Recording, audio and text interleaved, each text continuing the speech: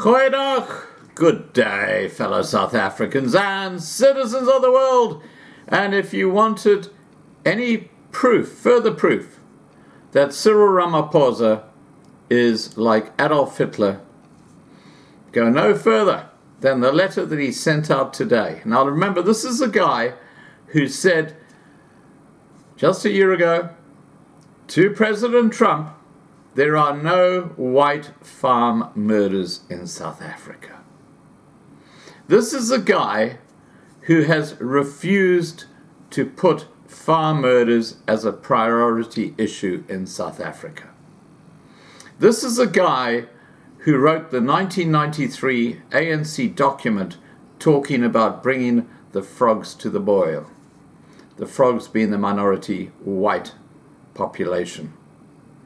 This is a guy who has ruled over a ministerial group who have been stealing from the trough. The corruption is absolutely incredible, and he's done nothing about it. In any other country of the world, this guy, Hippo Eyes, Cyril Ramaphosa, would be kicked out in 2 minutes flat. But because it's South Africa, a land of the free, and let's not forget Nelson Mandela, he can't do anything wrong, even though he has the most corrupt gangster state in the world today when it comes to governments. He makes the Venezuelans look like absolute amateurs. Look at the South African police service, completely corrupted. What happened in Paul, where that young man was murdered? Guess who's involved in the stock theft syndicate? Senior police at the Paul police station. This is just what has gone on, the trickle-down effect right through the government, right from the top, and I'm talking Ramaphosa himself, all the way down to the little clerks working in municipalities. They're all on the take. It is absolutely disgusting.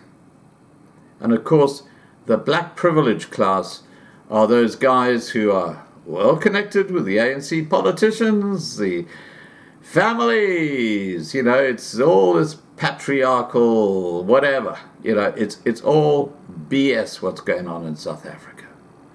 And let me tell you why I'm talking about this. Because Ramaphosa has belatedly admitted that there is an issue when it comes to farm murders. It's like drawing teeth. You know that expression where you go to the dentist and he's pulling to get the tooth out, get the bloody tooth. Ramaphosa has been denying there's been a problem with farms for years now. Because this man is dangerous. He is leading the country into a very, very dangerous area. Anyway, let me tell you what the background to this story is, just so you know, just so I can put it on the record. President Cyril Ramaphosa says the violent protests that took place after the court appearance of the two men linked to Brendan Horner's murder in Senegal in the Free State shows that we have not yet escaped the divisions and mistrust of our past. Well, who's been the architect of that mistrust? Mr. Ramaphosa? That would be you. Ramaphosa said the murder of Horner and three young men, Bogamad Kluti, Takwe Aesop and Andre Bennett, who were shot in Delft in Western Cape last month, were a stark reminder of the levels of violence in the country. He said, while crime affects everyone, the majority of victims of violent crimes are black and poor, and it's young black men and women who are at a disproportionately greater risk of being murdered. Now, what he does not say here is that that is black on black crime. 25% of the white population in South Africa have been brought into abject poverty, down at the level where people living in the townships are. You have to see the white squatter camps around South Africa today. It'll blow you right out the water. This is not what it was like pre-1994. So him suggesting that black on black crime is the bigger issue is BS. Because guess what? You can count the number of people who are murdered by whites in South Africa in a year, probably on one hand. And let's remember, there are something like 60 murders a day in South Africa, including the most dangerous occupation in the world today, whether you are black, colored, Indian, or white, and that is being a farmer. The only farmer who does not seem to be being touched by this is Cyril Ramaphosa. Yes, he's got farms. He's got several farms in South Africa. This multi-billionaire who spends R1 million buying bulls in auctions because auctions for livestock were allowed to continue unabated during the lockdown, while you couldn't smoke and you couldn't drink a beer. This is how corrupt it is right from the top. Anyway, let's continue. I'm having a bit of a rant, guys. I'm sorry about that. I'm having a bit of a rant. He goes on to say, we have a huge task to bring an end to murder, assault, robbery, rape, and violence against women and children whenever it happens and whoever it affects. It requires that all peace-loving South Africans stand together, not only to condemn these criminal acts, but also to work together to end them. He went on to say, it requires that we hold fast to the principles contained in our Constitution, that we uphold the rule of law, and that we strengthen our justice system to ensure that the perpetrators are brought to book. Well, you know when Ramaphosa is talking bullshit because his mouth is moving. Look what they're doing to the National Prosecuting Authority. They've reduced their budget. And the NPA has said, look, by doing that, we will not be able to prosecute people. And guess who ahead of the prosecution side? Yeah, you got it. All these corrupt ANC cadres. This is all crap that Ramaphosa is talking. So one thing he's good at doing is talking crap. I mean, I wouldn't trust to shake his hand. I'd have to check to see if I still had my fingers after I was shaking his hand. This man is evil. Let's continue. To succeed in tackling violent crime, particularly in rural communities, we need to change racial attitudes, Ramaphosa said. He said the farming community was an integral part of the country's economy. It's a lot more than that, Mr. Ramaphosa. It is where you get food security. And because of your corrupt, racist ANC government, guess what's happening? Yeah, farmers are leaving the farm, and food security is a big victim. It's going right down the chutes. And when people are starting to starve and they start pointing fingers, I hope they realize that the one finger they need to just point is at you, Mr. Ramaphosa. Let's continue. He says, the farming community produces the food we eat. Violent crime on farms poses not just as a threat to our safety of our rural communities, but to our nation's food security. Whoa, bingo! He got it in one. It's only taken, 2 years for this president to wake up to that issue? This is how full of BS he is. I mean, really, I tell you what you can do. Cyril, hippo eyes, you can pog my horn. Arsehole. Anyway, let's continue. Ramaphosa said, the claims that violent crime on farms is part of an orchestrated campaign by blacks to drive the white farmers off their land is simply not borne out by facts. Oh, yes, it is. Oh, yes, it is. This is where the spin comes on. And believe me, all the mainstream media in South Africa will be saying, oh, Cyril got this so right. Yeah. It's not about white farmers. It's not about driving them. It is. And expropriation without compensation is part of the plan.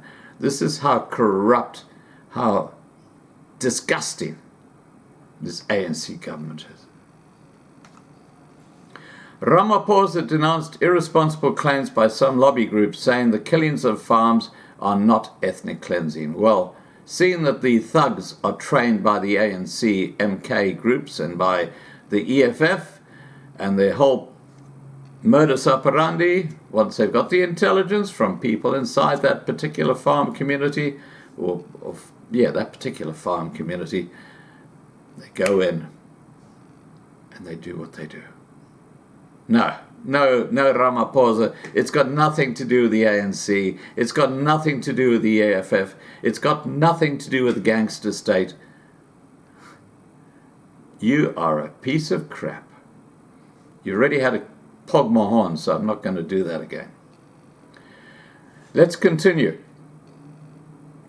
He said, they are not genocidal. They are acts of criminality and must be treated as such. No, they are genocidal, because they are being trained by the ANC and the EFF and supported by the South African Police Service senior people in that organization. And that is fact.